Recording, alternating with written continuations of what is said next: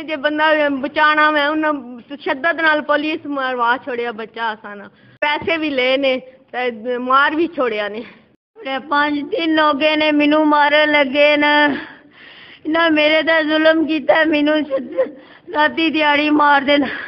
थाना सिटी चौकी cantt in charge ने गैर कानूनी तौर पर वलीद महमूद साकन दीना को हिरासत में रखा हुआ था, जो कि दौरान हिरासत जाबहक हो गया, जिस पर फौरी एक्शन लेते हुए डिस्ट्रिक्ट पुलिस ऑफिसर जहलम ने लवाहकीन की दरख्वास्त पर मुकदमा का इंदराज करके मज़कूरान मुलाज़मीन इंचार्ज चौकी कैंट और मुहर्रर को गिरफ्तार कर लिया गया, जबकि चौकी कैंट के बाकी अमले को मुअत्तल कर दिया गया। मज़ीद तफसीलात जानते हैं इस रिपोर्ट में।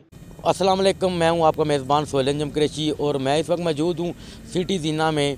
सिटी ज़ीना का नौजवान 28 साला मोहम्मद वलीद, जिसको जेलम कैंट पुलिस ने गैर कानूनी हिरासत में रखा और दौरान हिरासत ही उसकी डेथ हो गई, जिसका नमाज़ जनाजा भी अदा कर दिया गया है। इस हवाले से मोहम्मद वलीद के लवाहकीन हमारे साथ मौजूद हैं। मज़ीद इनसे जानने की कोशिश करते हैं कि इस हवाले से इनका क्या कहना है। जे बंदा बचाना मैं उन्हें तशद्दद नाल पुलिस मारवा छोड़िया बच्चा आसाना असा वज़ीर आला अगे अपील करने असा बच्चे ने इंसाफ देवन।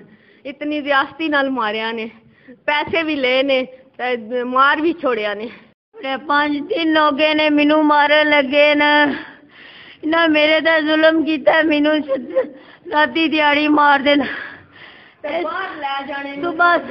सुबह नमाज दे टाइम तक खड़ देन फिर राती वापस आन देन मैनू मार देन। डाडा मेरे च हिम्मत को नहीं रही हूं मैनू रोज मार छोड़ देने सुबह कर देन राती आ देन।